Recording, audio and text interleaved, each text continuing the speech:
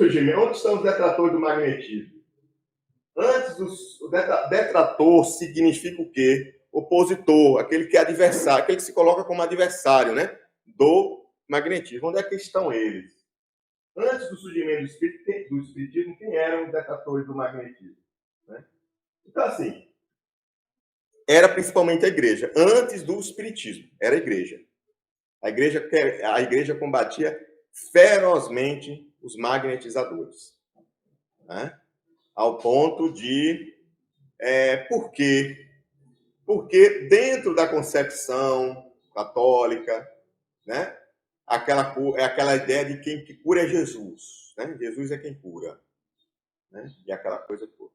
E aí homens começaram a curar cegos, homens começaram a curar aleijados, homens começaram a curar surdos, você fazer coisas que Jesus fazia. Né? Então, lógico, houve uma oposição ferrenha, né, da igreja contra os magnetizadores naquela época. Viu? Qual a importância da ciência magnética para o espiritismo? Como havia com Jesus também esse mesmo movimento, porque diziam que quem curava era Deus. Né? Exatamente. E aquilo que ele fazia era obra do demônio. E aí depois, agora, você vê como o povo é, né? Aí depois que Jesus passou a curar e que entenderam Jesus como santo, né? Qualquer coisa que a igreja entendeu Jesus como santo, aí não, quem cura é Jesus. Aí se não for Jesus que cura, não pode ser ninguém. E assim vai, né? Vai se mudando a narrativa. Vai se mudando conforme as conveniências, né? Políticas do tempo. Porque a Adriana colocou algo sério. Porque dentro do judaísmo é isso mesmo, né? Dentro do judaísmo eles não aceitavam que Jesus curasse coisa nenhuma. Quem curava era Deus. Era obra do demônio. Aquilo era obra do diabo, né? E a gente vê que as conveniências vão se mudando, né? Os momentos históricos, o contexto histórico, mas há sempre um movimento de resistência, né? Para com aqueles que fazem o bem, fazem a caridade dessa forma. Começou a perceber que era lucrativo dizer que se cura em nome de Jesus. Aí o que a igreja hoje faz, incorpora a cura. Tanto a igreja católica como as igrejas protestantes, como qualquer movimento religioso, incorpora a cura, porque é lucrativo. Exatamente. Quem se lucra desse movimento. Perfeito. Bem colocado. Então, por que nos tempos de Kardec as sociedades espíritas faziam uso do magnetismo e atualmente são raras? É isso. Né? Porque o magnetismo foi esquecido. Né? A teoria, a ciência magnética, dentro do movimento espírita brasileiro, ele foi esquecido. Muito embora ele esteve presente o tempo todo. Desde a origem do espiritismo, o magnetismo sempre foi aliado do espiritismo. Hoje a gente vê essa total ausência, não vamos dizer total ausência, porque tem um passe, né? O passe lembra lá distantemente o magnetismo e tal. Mas por quê? Né? Porque houve, né, essas maneiras que as pessoas buscaram de substituir realmente o magnetismo. Porque era algo que dava trabalho, era algo que precisava estudar, era algo que necessitava estudar, e como o brasileiro não gosta, é averso ao estudo mesmo, a gente sabe disso. E isso acontece não só lá fora, mas dentro das nossas instituições espíritas mesmo. Né? A nossa amiga aí, Marisa, está aí para nos dizer. Né? Começou um curso de passe com 20 pessoas, terminou com quase meia dúzia de pessoas. É assim. As pessoas não querem estudar, né? É muito mais fácil, é muito mais cômodo você usar o pensamento mágico. Não, basta o amor. Basta ter caridade e impor a mão. E você vai fazer seu trabalho. O resto os espíritos cuidam. Né? Não é assim. Os espíritos precisam de nós para fazer. Se eles não precisassem de nós, né, a gente não precisava fazer nada. A gente nem precisava estar aqui. Já começava assim. Se os espíritos fazem tudo, não precisava nem a gente estar aqui, porque a gente ia ser atendido, né, em toda a nossa plenitude de necessidades. Exatamente. E a gente ouve dentro da própria instituição, trabalhador de Deus, a espiritualidade. Perfeito. Exatamente. Exatamente. E a minha responsabilidade. E a sua responsabilidade, onde é que está enquanto trabalhador espírita? E esse evangelho que Mateus está dizendo aí, está pregando aí, isso aí é o quê? Um erro? Jesus errou quando disse que a gente tinha que fazer a nossa parte? Jesus errou? Estava errado? Quando ele disse que a gente tinha que curar? Quando procurava o meio para curar um enfermidade, o que era que ele perguntava? Ele dizia, né, para as pessoas. Então, hoje, dizer que não, basta querer. E faz. Ele sempre perguntava: que queres que eu faça? Então, mostrando que dependia de cada um, não dependia só dele. A gente tem que fazer também, né? É isso também. Porque fé, a gente não entende fé da forma como deveria. Mas está muito bem explicado lá no capítulo 19 do Evangelho segundo o Espiritismo. Fé humana e fé divina. O que é fé? É a vontade de querer, é a certeza de que aquilo que você busca, você vai obter satisfação. A vontade de querer e a certeza de que aquilo que você busca obterá satisfação. Era essa fé que a mulher hemorroísa tinha. Eu considero também esse movimento de supressão do magnetismo uma coisa que é meio assim, lógica, que é o avanço da própria medicina. Porque, afinal de contas, antes da questão da medicina, a medicina era uma catástrofe, né? Como você mesmo colocou. Então, muito natural que se procurasse meios alternativos. E com o avanço da medicina, acaba sendo natural, mais natural se procurar a medicina. Então, faça-se justiça a se procurar meios científicos mais aceitos, né, universalmente, e isso acabou um pouco enfraquecendo o movimento, porque, assim, dentro do espiritismo não é algo que se deva rechaçar como é rechaçado, né, por esses motivos que a gente já colocou, que os espíritos fazem tudo porque acaba se incorporando, né, outras práticas que às vezes são até mais bizarras do que ou melhor, que são bizarras, né, acaba se aceitando dentro do movimento espírita práticas que são bizarras. Mas haja justiça também que esse movimento do magnetismo também ele pode ter sido mais abandonado pela questão da ciência que evoluiu, a ciência médica, e isso acabou. Pronto, a Adriana tocou num ponto interessante. Houve um enfraquecimento do magnetismo em função do avanço da medicina, houve, isso é provado por um autor, cientista, que eu não vou lembrar o primeiro nome dele, mas vou lembrar o segundo nome dele, Quioro. Espiritismo e Vitalismo, salvo engano, é a obra que a gente encontra lá no Google, pesquisando uma obra com 50 e poucas páginas. E ele vai falar justamente por que o movimento do magnetismo se enfraqueceu. Porque houve justamente, surgiu os anestésicos, surgiu os antibióticos, etc. e tal. Mas isso é um argumento que serve para explicar e entender, né, o magnetismo aplicado fora da casa espírita. Né? Aquele magnetismo aplicado dentro da casa espírita já não justifica. Né? Por que há espíritas atualmente que resistem às práticas magnéticas aliadas ao espiritismo? Porque desconhecem o magnetismo. Porque ignoram o magnetismo. Não têm conhecimento das obras fundamentais do espiritismo. E por não terem conhecimento e não desejarem estudar e terem lido numa obra de um autor ou outro, qualquer coisa, ou terem visto um médium falando, um médium renomado, que a gente tem, né, dentro do nosso movimento espírita, só um minuto, Adriano, muitas pessoas, né, que são colocadas em pedestais. Né? O nosso movimento espírita, ele cria isso. Antigamente não existia isso, não. O médium era tratado como um ser humano normal. Dentro do nosso movimento espírita, determinados médios se tornaram santos. Né? O que o médium X falou está dito, né? E pronto e acabado. É a verdade absoluta, não pode questionar. Mas Kardec questionava o tempo todo os espíritos. E Kardec não colocou nenhum médium acima de qualquer outro. Todos eram trabalhadores da mesma seara.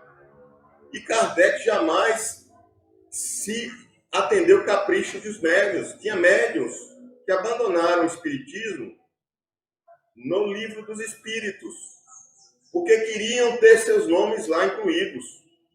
E Kardec não aceitou. Essa obra não é sua, a obra é dos espíritos. E aí abandonaram o movimento. Eu acho que essa questão também se dá por isso, porque se dentro, assim como a medicina evoluiu através de estudos, através de pesquisas, através da própria prática, né, científica, a medicina evoluiu, se o espiritismo continuasse abraçando a questão do estudo, do que pode ser feito, do que não pode ser feito, e, através do magnetismo, como existe um grupo que faz hoje, né? Um grupo que estuda magnetismo que faz e tem ajudado pessoas. Então, assim, é tudo uma questão de trabalho e do que é conveniente, né? E do que não é conveniente. A medicina também, se o povo começar a se colocar, isso aqui é uma porcaria, está matando mais do que curando. Então, vamos abandonar, vamos pensar, mas não. Foram aprimorando os meios, estudando, pensando, e aí acabou que evoluiu a medicina, e hoje a medicina faz milagres, né? Vamos dizer assim. Porque é tratada como ciência. Porque é tratada como ciência. E se de repente fosse tratado como ciência, o magnetismo... E o espiritismo estariam... o espiritismo também fosse tratado como ciência, não como uma simples crença, uma coisa, né, assim, mítica e blá e tal. Nós teríamos conseguido grandes avanços. Diga, Rogério. Não, só abrindo um parênteses, né, toda a história que está contando em relação aos defratores, e fazendo um link, a gente falou sobre passes, né, um dia colocou muito bem também, como a coisa é vista, e também se colocando no lugar dessas pessoas dessa época e inclusive agora, né, nos nossos dias. Então, por exemplo, quando a gente fala esse magnetismo, né, e trazendo lá a luz da ciência, lá no física, você vê a questão das vibrações, dos campos ali em volta, né, campos magnéticos, campos elétricos. Então, digamos, para que ocorra uma ação, né, envolvendo o magnetismo, como você citou aí já várias vezes, então tem que ter aquela predisposição, tá? Você ter a vontade para atuar sobre outra pessoa. Esse é um ponto, né, para a gente colocar. Outro ponto. Então, quando se fala em magnetismo, não se fala em fluido, em vibrações, fluidos, vamos dizer assim, negativos, somente positivos. A gente vai fazer uma atuação para uma cura, para um tratamento, algo positivo. Isso para fazer um comparativo, por exemplo, digamos que você está numa casa e aí, de repente, uma pessoa está com ao mesmo tempo, uma vibração negativa e aquilo acaba gerando impactos em você.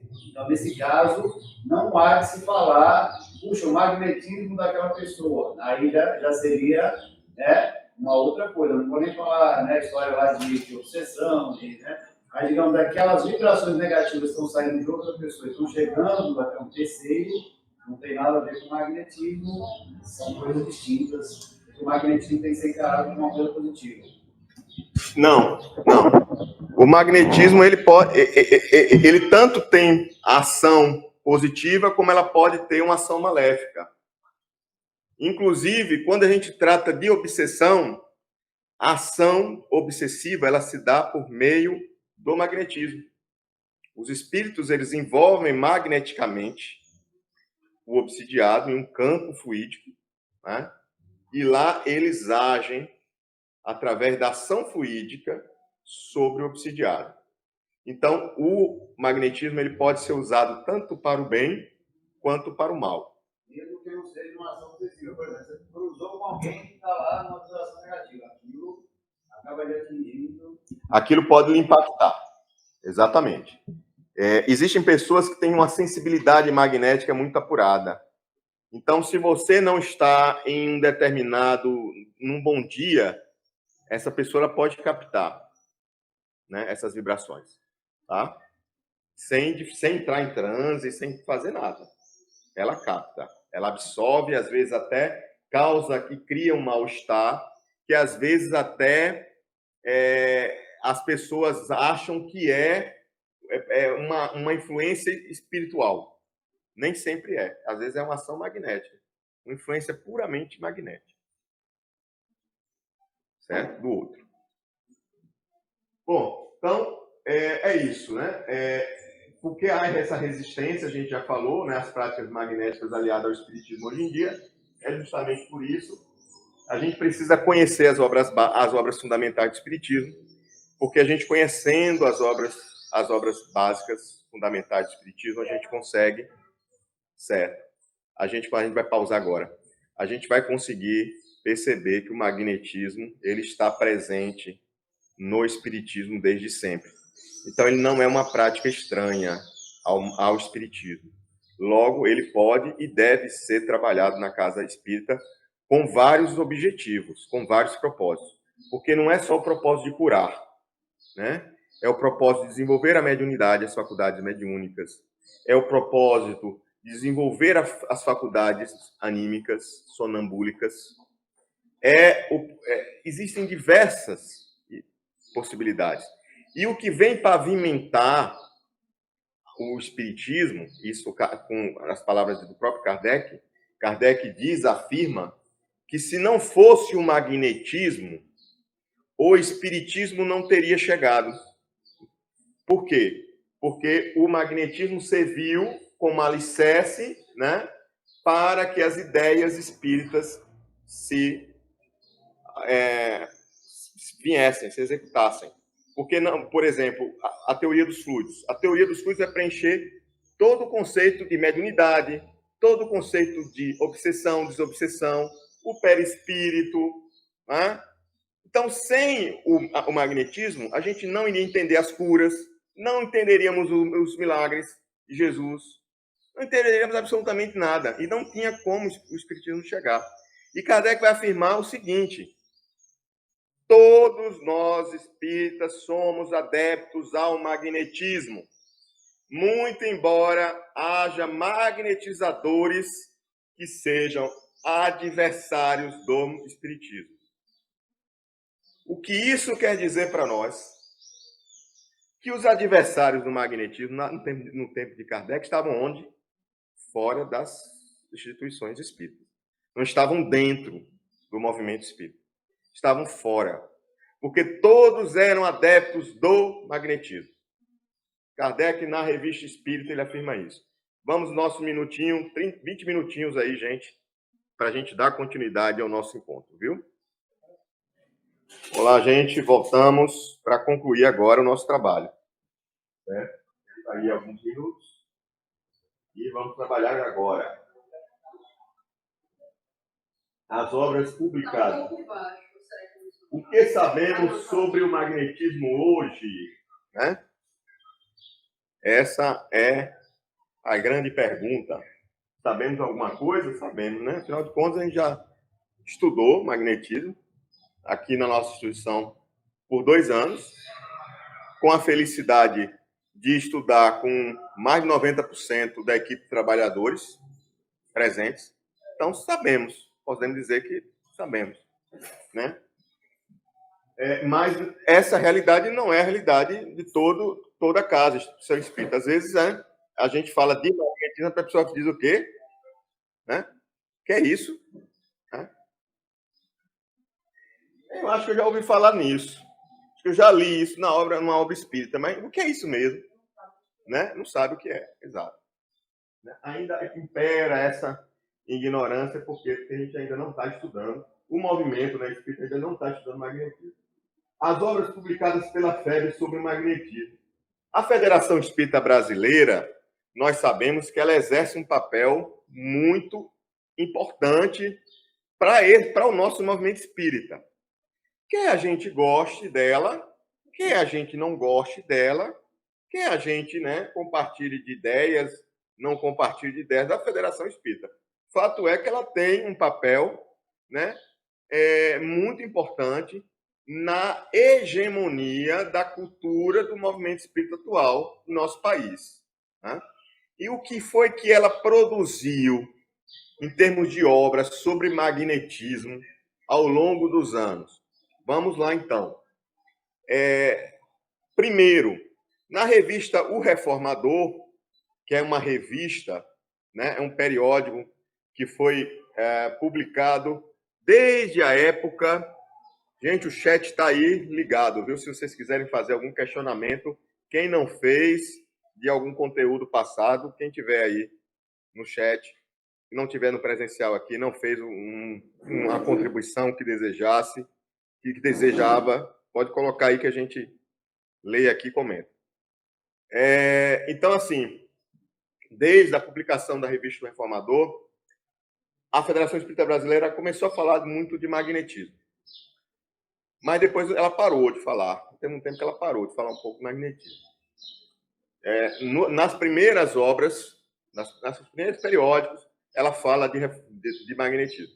Isso a gente vai ver quando a gente estudar a história do espiritismo. A gente vai ter a gente vai começar aí um grupo que vai dar continuidade a esses fenômenos psíquicos, onde a gente vai estudar a história do espiritismo. Nessa história do espiritismo, a gente vai ver que a FEB falava assim de magnetismo e trazia conteúdos sobre magnetismo.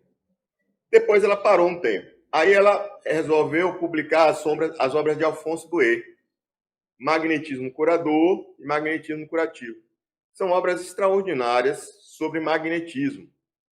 Ela publicou até a década de 30 do século passado, 30, 40. Depois de 1940, ela deixou de publicar essas obras.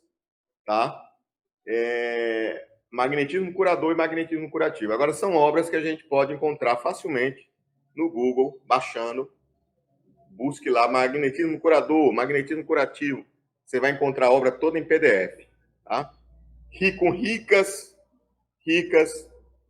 procedimentos magnéticos. Ainda atual, né? Mesmo escrita lá no século passado, consegue ser ainda atual. Nos ajudar e muito nos dias atuais, ok? Mas vamos lá. Depois dessas obras, ela publicou uma obra chamada Magnetismo Espiritual, de Micaelos. Né? Essa obra, ela é uma obra também muito rica, que abrange assim vários conhecimentos. O autor ele teve o cuidado de estudar vários magnetizadores clássicos, né? Vários magnetizadores clássicos.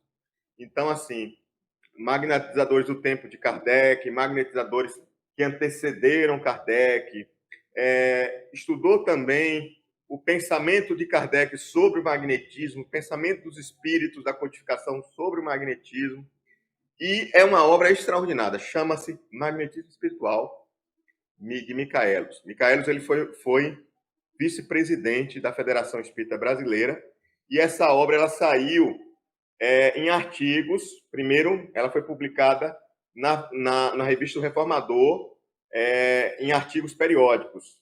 Então, cada semana, cada mês, saiu um artigo. Né? Aí depois juntou todos os artigos que ele escreveu sobre magnetismo e formou-se o livro Magnetismo Espiritual. E hoje, ela já republicou. Existe hoje Magnetismo Espiritual, uma nova edição da Federação Espírita Brasileira. E também temos o passe, suas aplicações e suas técnicas, de Jacó Melo, né? Publicada pela Federação Espírita Brasileira, que é uma obra também que trata um pouco do magnetismo. Essa obra do Jacó Melo, que é a primeira obra que ele escreveu, inclusive, sobre o tema passe e tal, suas técnicas, suas aplicações, é uma obra, ela também é uma obra muito rica em termos de bibliografia. Ele vai trazer, por exemplo, informações de como os espíritos utilizam o magnetismo no mundo espiritual. A obra Os Mensageiros, de André Luiz, é uma obra, por exemplo, em que o autor ele vai demonstrar que a medicina que existe lá em nosso lar é magnética. É puro magnetismo. Não existe outra medicina num plano espiritual que não seja o magnetismo. E aí ele vai trazer várias técnicas para desencarnar, né? Técnicas para auxiliar o desencarne, uma série de técnicas. Aí o Espírito Manuel Filomeno de Miranda também trouxe vários assuntos sobre isso. E Jacó, com sua experiência, ele reuniu tudo isso nessa obra, o passe, suas técnicas, né? Suas aplicações, suas técnicas. E no final dos anos 90, a Federação Espírita Brasileira ela passou a adotar um outro entendimento sobre o passe. Né? O entendimento da Federação Espírita Brasileira ela passou a ser de que o passe era uma simples imposição de mãos. Então, ela deixou, por exemplo, de publicar a obra do Jacob Mello, porque na obra do Jacob Mello ele traz várias técnicas magnéticas. Né? Então, essa obra, por exemplo, está esgotada, né? Foi lançada até 96, 97, se não me engano. Depois a FEB parou, porque a FEB queria que ele fizesse algumas alterações, né? E ele de fato queria também. Só que as alterações que ele queria fazer iam em contradição com as que a FEB queria. E como ele ele deteu os direitos autorais da FEB, ele não pôde relançar o livro, né? Então, porque o livro é patrimônio hoje da Federação Espírita Brasileira, só ela pode lançar. Mas ele também não aceita que ela faça correções. Né? Então, se for para lançar, tem que lançar do mesmo modo. Mas hoje a gente já tem algumas obras. Então, essas são as obras publicadas pela Federação Espírita Brasileira. Mas existem outras obras publicadas por outras editoras? Atualmente existem diversas. E nós temos aqui uma biblioteca. E nessa biblioteca que nós temos na nossa casa, nós temos uma seção só dedicada em magnetismo. Então, temos diversas obras já aqui. Estamos trazendo mais 2 ou 3 obras para a nossa biblioteca. Tá? E são obras assim que eu super indico em relação a magnetismo. Qual a razão de Kardec orientar a sociedade espírita a possuir obras de magnetismo em suas bibliotecas? Boa pergunta, né? Kardec orientava isso? Orientava. A Sociedade de Estudos de Paris, que era a sociedade presidida por Kardec, que é a Sociedade Espírita, em seu estatuto,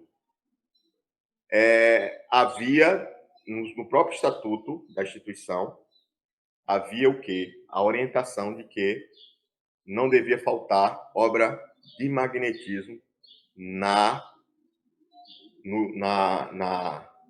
no grupo de estudos espíritas de Paris. Tá? Por quê? Porque para compreender espiritismo tem que entender magnetismo. Porque se a gente não entende magnetismo, para compreender espiritismo, a gente tem um espiritismo capenga. Um capenga sem a base, sem o fundamento. A gente não consegue entender direito. Tá? Então, Kardec ele valorizava muito a importância do entendimento, do conhecer as obras do magnetismo. Tanto é que no final de sua vida, ele vai escrever uma obrazinha pequena chamada Catálogo Racional para se fundar uma biblioteca espírita. E lá ele vai recomendar seção de magnetismo. Aí várias obras ele vai orientar que as casas espíritas adquiram aquelas obras específicas sobre magnetismo, porque muitas delas estão em conformidade com o espiritismo. Tá certo? E hoje a gente já tem algumas dessas obras que Kardec indicou no catálogo, aqui também, publicadas pela editora Vida e Saber, pela editora do Conhecimento. Livros sobre magnetismo já publicados em português, a gente pode citar vários. Né? As obras principais, uma obra de assim relevância enorme para o magnetismo clássico é a obra Instruções Práticas sobre o Magnetismo Animal. Essa obra é de Deleuze, do magnetizador Deleuze, que para Kardec Kardec considerou o sábio. Foi o único homem que Kardec deu esse título. O sábio. Você vai ver Kardec homenageando várias pessoas, né? Participaram, contribuíram mas de chamar de sábio, ele só chamou Deleuze. E essa obra, em especial, Instruções Práticas sobre Magnetismo Animal, essa obra, em especial, ele vai afirmar o seguinte. Olá, Marisa. Ele vai afirmar o seguinte, que esta obra está em total conformidade com o Espiritismo. Ele vai escrever isso no catálogo racional para se fundar a Biblioteca Espírita. E que obra é essa, Júnior? O que é que a gente pode encontrar nesta obra? A gente pode encontrar nesta obra técnicas para tratar dores. Uma obra escrita há mais de 200 anos, há mais de 200 anos atrás, que ainda hoje permanece atual. Porque você trata dor com essa técnica, em 90% dos casos de dores, você alcança resultado. E o resultado ele é instantâneo, é quase que instantâneo. Você aplica, termina de aplicar, a pessoa já sai com uma melhora absurda, né? Ao ponto, às vezes, até de não sentir mais dor nenhuma. Eu lembro de vários casos. Vários casos eu tratei, vários casos aqui, inclusive um deles foi Tita. Tita estava aqui com um problema com rompimento do ligamento do pé, que não sabia o que era, ainda achava que era até processo obsessivo.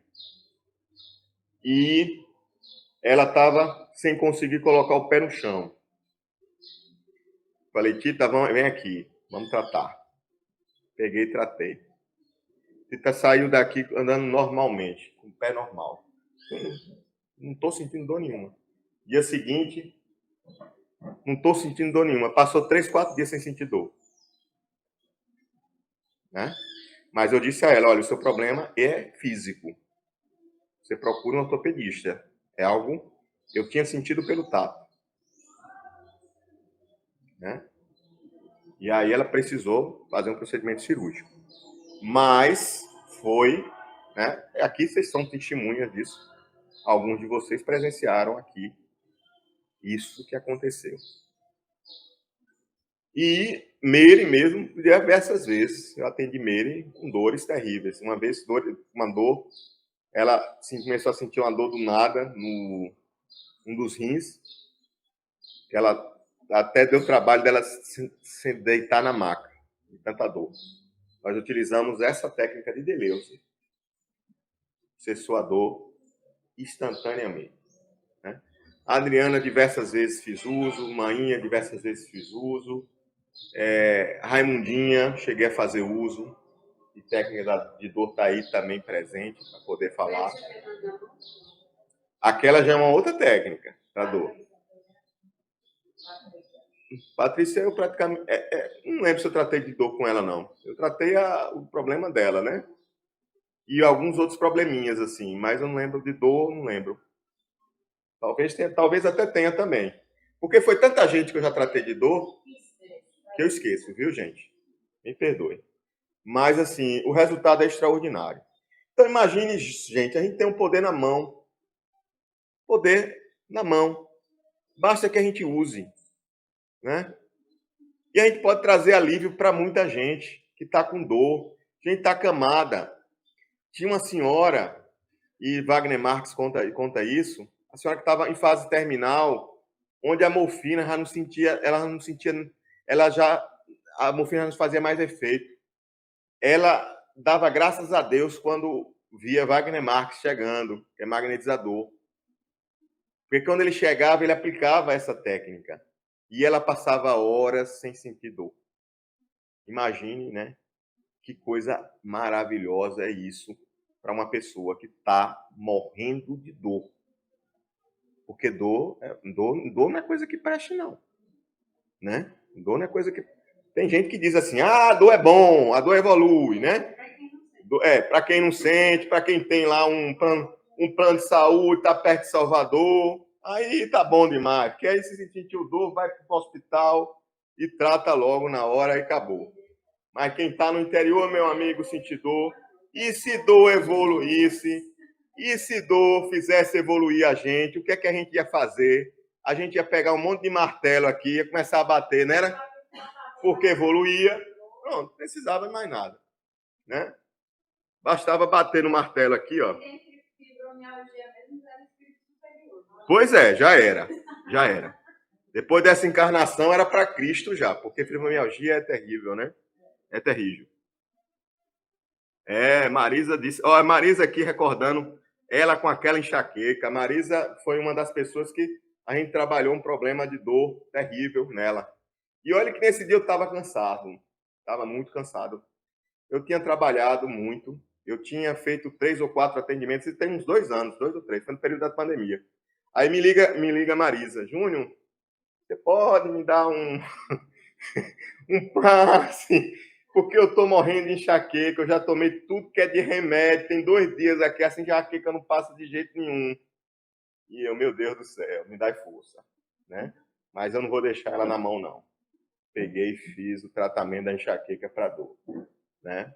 Moral da história, acabou o passe, o que é que aconteceu? Marisa, acabou a enxaqueca, acabou. Totalmente a enxaqueca. Foi embora, né? Então, assim, a gente pode fazer muito pelas pessoas. Uma dorzinha na mão, minha moto. Eu fui estacionar, minha moto tá com o pé capenga, a moto caiu e eu fui peguei de bom jeito, né? Aí, Marisa aqui. terrível. Aí me deu uma dor, como se tivesse realmente, eu já estava pensando em ortopedia, porque estava realmente incomodando muito. Segurar um pouco, para mim já estava difícil, já, porque estava doendo. Aí fiquei com essa dor, na academia, tinha coisa que eu tinha que deixar de fazer, porque estava doendo muito. Aí comentei com o Júnior, a gente estava assistindo um filme domingo à tarde, assistindo um filme. Aí comentei com ele e ele não falou nada. Eu só vi ele fazendo igual os irmãos.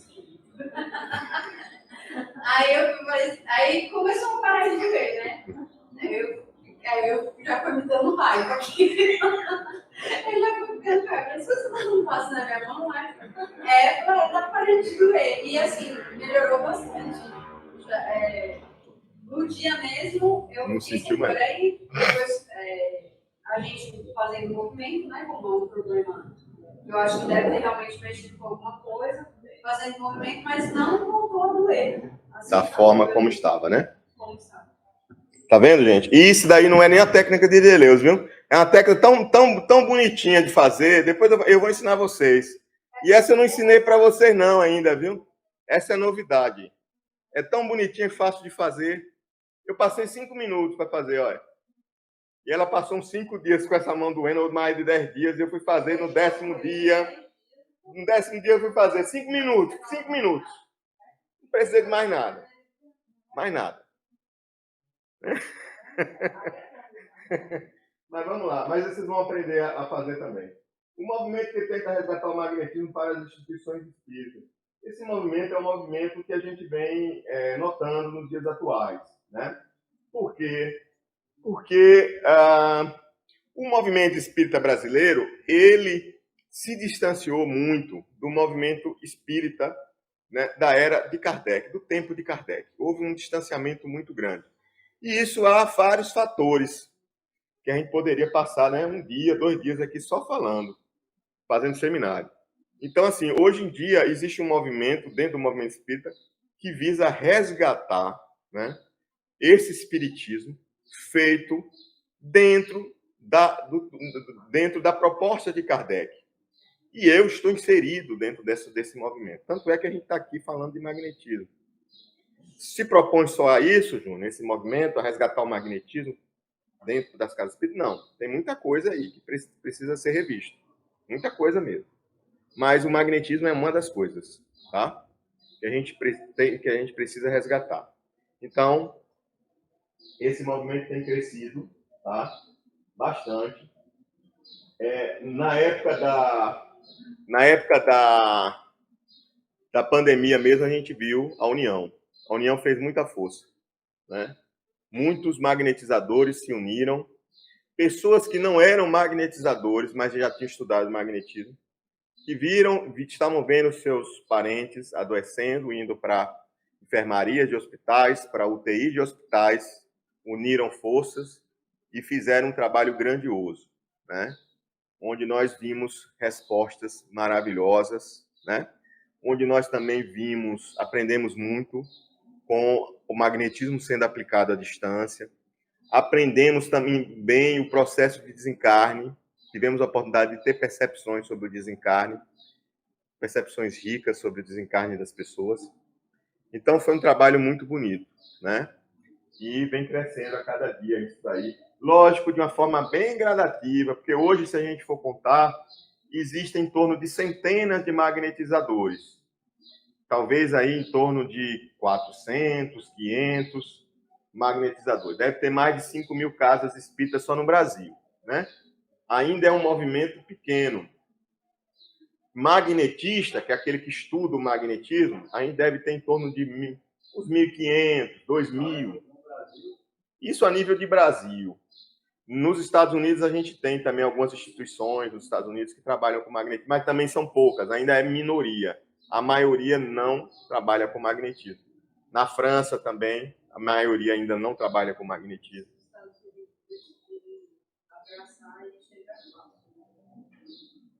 Vamos aqui, o que ou quem cura? Aí a gente vem para a grande pergunta, né? O que ou quem cura? O que ou quem cura? Alguém cura, né? Ou o que é que cura alguém? Tem pessoas, as coisas estão caindo aí. É o vento. É o vento. Tá ventando, começou a ventar e começou a cair, né? O que cura quem? É uma questão interessante, né? A origem das doenças. A gente vai ver. Qual que é a origem das doenças, gente? Vocês sabem dizer onde é que está a origem das doenças?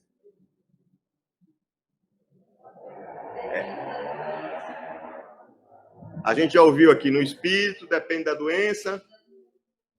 Tem alguém que quer dar mais palpite? Da mente. O que mais? Alguém quer opinar?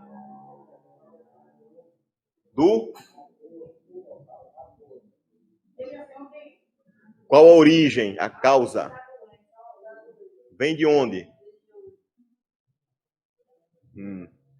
Alguém quer opinar? Mais? Pronto. Do espírito, né? A gente ouve muito falar isso, né? Não é isso que a gente ouve falar? Pensamento. Mas pensamento é o quê? Atributo do espírito, né? Aí a gente, se pensamento é atributo do espírito, logo a origem vai estar no espírito, né? Temos um evangelho aqui, segundo o espiritismo? Aqui? Pronto, eu vou trazer aqui para vocês a causa, a origem das doenças. Segundo os espíritos da codificação. Certo?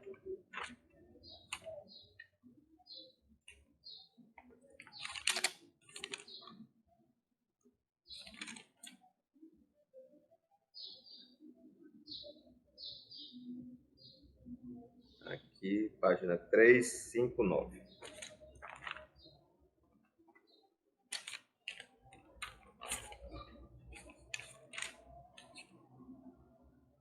As doenças fazem parte das provas e das vicissitudes da vida terrestre. Elas são inerentes à imperfeição da nossa natureza material. E à inferioridade do mundo que habitamos. A causa está onde? No corpo. No corpo. Como foi que ela veio? Se é as causas, não é da hoje. Mas quem está dizendo isso? Aconteceu hoje, que aconteceu hoje, a gente traz isso. Os espíritos da codificação, eles são claros. O nosso corpo, ele é imperfeito. Ou vocês acham que ele é perfeito? O corpo, ele traz todo o nosso DNA. E nosso DNA, veja bem, o nosso DNA, vamos refletir um pouco. Vamos botar a cabeça para pensar. Né? Não vamos deixar aquela ideia preconcebida. Né? Então a gente fica intolerante para pensar e refletir diferente. Então, o nosso DNA, ele traz o quê?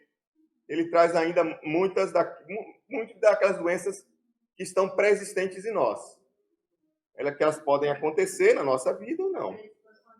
As predisposições genéticas, hereditárias, não é isso? Então, essas vicissitudes podem ou não serem desenvolvidas. Elas estão no corpo físico, porque o corpo, um mundo de provas e expiações, o corpo físico das criaturas, elas são imperfeitas. Elas são imperfeitas. Ela vai adquirir uma perfeição um dia. Mas enquanto nós estivermos na condição de mundo de provas e expiações, mundo de regeneração, o corpo ainda vai ser imperfeito. Logo, ele vai vir com imperfeições. E as doenças vão acontecer naturalmente, porque fazem parte do processo natural da vida biológica. Porque o corpo é matéria. Vejam só que contradição. Se a gente afirma que a origem, a causa está no espírito, veja a contradição. Veja quando a gente entra na contradição. Se fosse assim, por que os animais adoecem?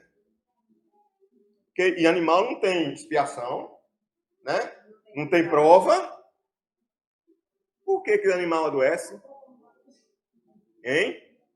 Por causa da lei biológica da vida. Qual é a lei biológica da vida? Nascer, né? Desenvolver-se, né? Envelhecer, adoecer e morrer. Tá? Logo, se a origem da doença... Aí tem muita baboseira nessa conversa de espírito doente. Por quê? Não existe espírito doente, existe um espírito imperfeito. Exatamente. E para que a medicina no plano espiritual? Porque no plano espiritual você não vai morrer. Você já morreu. Não tem como. Você não tem como.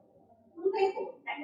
Se a doença está no corpo... A medicina espiritual... Aí você está no plano espiritual doente. E aí sabe como é que é isso aí? Você não vai morrer. Não tem mais corpo. Você levou da via, Mas o espírito não leva, que se é do corpo. O espírito não leva. Segundo Kardec, olha só. Segundo Kardec, não leva. E há uma lógica nisso. Há uma lógica. Vamos pensar. Olha, vamos pensar. Vamos pensar um pouco. Vamos parar para pensar um pouco. Viu? Porque existem crenças, existem mitos dentro do nosso movimento espírita. Existem mitos dentro do nosso movimento espírita. E um deles é essa, que a origem, a causa das doenças está no espírito. Kardec nunca disse isso. Os espíritos da codificação nunca disseram isso. Disseram que as causas estão. Os espíritos da codificação afirmam que as causas das nossas doenças estão na imperfeição do nosso corpo, em problemas de natureza fluídica, energética e de natureza espiritual, as obsessões. São essas as três principais causas. Existe um artigo publicado por Allan Kardec. Agora, quem é que diz que a origem das doenças está no espírito? Quem é que afirma isso? Alguns médiuns, opiniões isoladas e pessoais. Tem médiuns falando isso, tem espírito falando isso, tem. Que fala isso, que está em desacordo com as obras, que está em desacordo com a obra fundamental. Ah, eu vou aceitar. Aceite. Agora saiba que isso não é espírita. Isso é uma opinião de um autor. De Joana de Ângeles, por exemplo. Joana de Ângeles afirma isso. Eu vou aceitar porque é Joana de Ângeles, aceite. É uma opinião pessoal dela. Agora, ela não... Isso está em contradição com o espiritismo. O que eu acredito? Vamos imaginar, né? Ah, eu tenho uma doença, sei lá, no pé. E meu pé, ou sei lá, no coração, ou em qualquer parte. E aí aquilo em mim é muito forte. No meu pensamento, afinal de contas, quem sente a dor, o corpo sou eu. Né? E a gente sabe, como a gente mesmo falou, um negocinho muito agradável para você sentir dor. Você leva aquela impressão para si, como um espírito, por exemplo, que desencarna, que a gente já viu em questões da mediúnica, com um membro decepado, né? Sem braço e tal. Ah, mas eu não tenho braço. O espírito tem braço, tem perna, tem cabeça? Tem não. Espírito é uma centelha de luz, né? É uma coisa. Então não tem. Só que ele leva isso na cabeça dele. Tanto é que tem espírito que chega na coisa que não sabe que morreu. Né? Ah, eu morri, né? Aí, né? Não tem essa coisa. Então a impressão é muito forte. Você acaba, quando desencarna, leva. Aí você chega no plano espiritual, doido para contar a história, para quem ficou aqui. Aí lá vai o médium psicografar. E aí a medicina me atendeu e minha barriga estava doendo. E o médium toma e ele escreve. Publica o livro, lança, fere, não sei o que, tá lá. Aqui, ó. Como vocês dizem que não existe? Né, então tudo isso é conversa de médium. Conversa de espírito. Conversa. Que não passa por o crivo da razão, da lógica e nem do bom senso. As obras são publicadas, elas não passam, infelizmente, é uma realidade triste. Não, exatamente. Precisariam passar primeiro pelo crivo da razão, do bom senso e da lógica.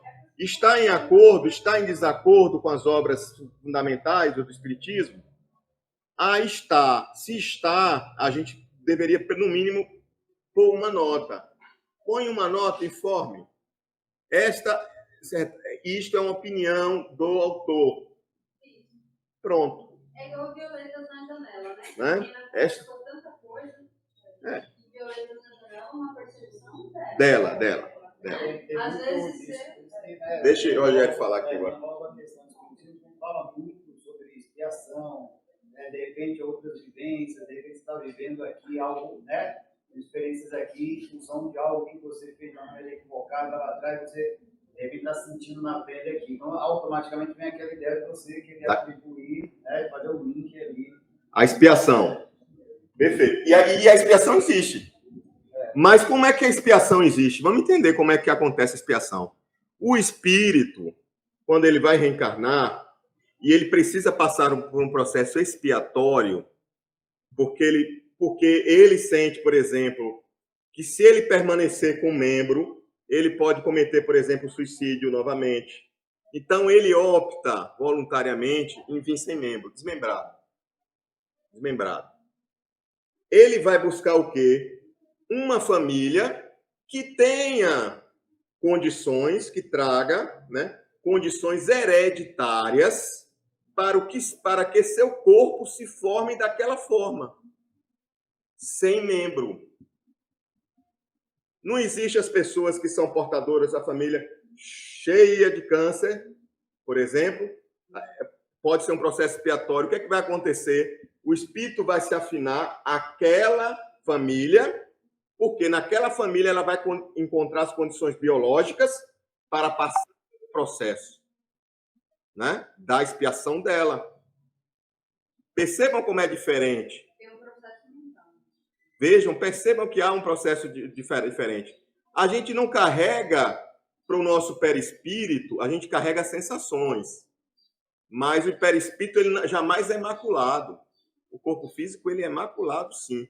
Agora, o perispírito jamais ele é maculado. Quer ver uma lógica bem clara? Vamos imaginar. Vamos botar nossa cabeça para pensar um pouco. A gente sabe que espírito não retroage. A gente não sabe disso? Ou seja, se eu sou bom aqui hoje, mais ou menos bom, eu não posso ter sido um pervertido, um desgraçado, um cara cruel que matou centenas de pessoas na existência anterior. Ou a pessoa que faz isso hoje, que matou dezenas de pessoas, essa pessoa, ela foi boa em existência anterior? Ela foi? Não. Por quê? Porque existe um princípio de né? Que a alma não retrograda. Não retrograda, não regride. Não é isso? Aí, se a gente levasse doença para o nosso perispírito, essa pessoa que desgraçou a vida de todo mundo lá na vida passada, e nessa vida continua desgraçando. Ele disse, nossa, mas fulano de tal é um serial killer. Mas é um serial killer que tem saúde. Tem doença nenhuma. Já viu? Como é que a gente explica isso? Agora, sob essa ótica de que a gente leva a doença para o perispírito. Se essas pessoas não têm doenças, hein? Então, essa história de espírito que tem Olha só, não é conversa, a gente pode citar, a gente precisa ter muito cuidado com o que a gente fala. A questão de espíritos ovoides, o perispírito ele é plástico, ele pode assumir, né, qualquer forma que você queira dar a ele. Geralmente ele vai dar a forma, por exemplo, humana, da natureza humana, mas ele pode representar o quê? A natureza de um animal, se assim desejar, se assim pensar, né? A forma de um ovoide, como você colocou. Se ele sente, por exemplo, sem perna e sem braço, ele pode se representar sem braço, sem perna. Não quer dizer que ele não tenha perna nem braço, porque isso aí é aquela coisa da matéria, né? Isso é coisa da matéria. Mas ele carrega a impressão, ele é tão material ainda, que ele carrega a impressão de achar que ele tem. Eu acho que aí tem lá, percepções e sensações dos espíritos. Percepção, sensações e sofrimento dos espíritos. Leiam lá resumo da percepção, sensação e sofrimento dos espíritos. Livro dos espíritos, vocês entenderão melhor. Kardec põe. Então, essa história de que o perispírito ele é maculado com doença, ele não é, não. Não existe isso, não.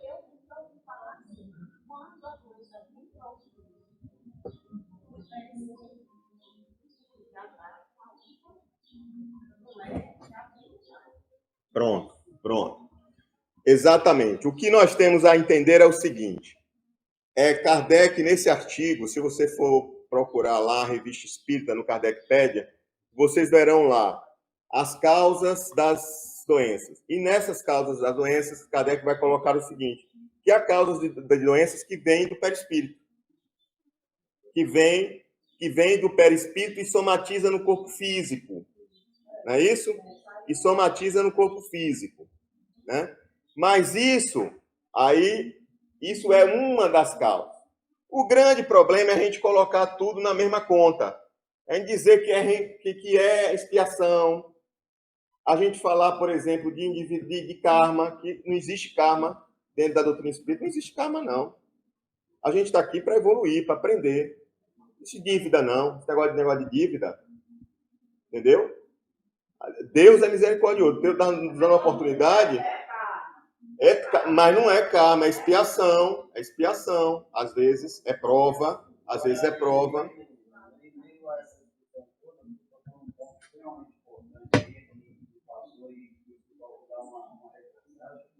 E lá atrás nós tínhamos Kardec, o codificador, né?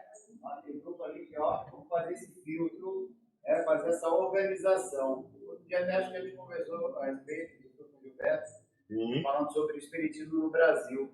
Hoje, não sei, né, você vai confirmar ou não, mas a impressão é que nós não temos, digamos assim, esse trabalho de filtro. Então, por exemplo, você está aqui, ouvimos dizer que o espírito falou isso, a posição do espírito é outra, mas, digamos assim, vamos unificar. Está dentro daquilo que se espera, dentro daqueles 3 parâmetros ali, sim ou não? Opa, beleza. Isso. Então fica uma coisa, a impressão é que está um pouco meio solta, né? Fica totalmente solta, justamente por quê? Porque a gente não estuda o espiritismo a partir das obras fundamentais. Se a gente estuda o espiritismo a partir das obras fundamentais, tudo que vier depois e a gente ler, estudar, a gente garimpa, a gente diz, olha, isso aqui é bom, agora isso aqui é ruim, isso aqui é antidoutrinário, isso aqui não presta, isso aqui é aquele feijãozinho podre que está dentro do feijão que a gente precisa, né, separar, tá? O joio do trigo, certo? Pois é, gente, e é isso, finalizamos por hoje, né? Amanhã tem mais, a ideia é provocar, mas provocar no bom sentido, provocar reflexão, né? Porque a gente não pode ficar com as nossas crenças estanques. A gente precisa mexer nelas. Agora, mexer com filosofia, pensando, raciocinando, né?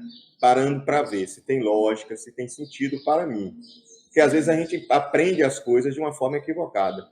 Eu tive que me desfazer de diversos conceitos, tem pouco tempo. Eu voltei às obras de Kardec agora, no período da pandemia. E eu não tenho problema nenhum em assumir que eu tinha conceitos espíritas equivocados. Porque eu não tenho compromisso com erro. Eu tenho compromisso com acerto. Certo? É isso. A gente segue amanhã, né? A gente sai de manhã, a gente tem uma horinha, de 8h30 a 9h30. Vamos voltar ao nosso assunto, né? Que é magnetismo por meio de curas. Vocês estão vendo aí a lâmina. Amanhã a gente vai dar seguimento a ela. Obrigado. Seguiremos aí.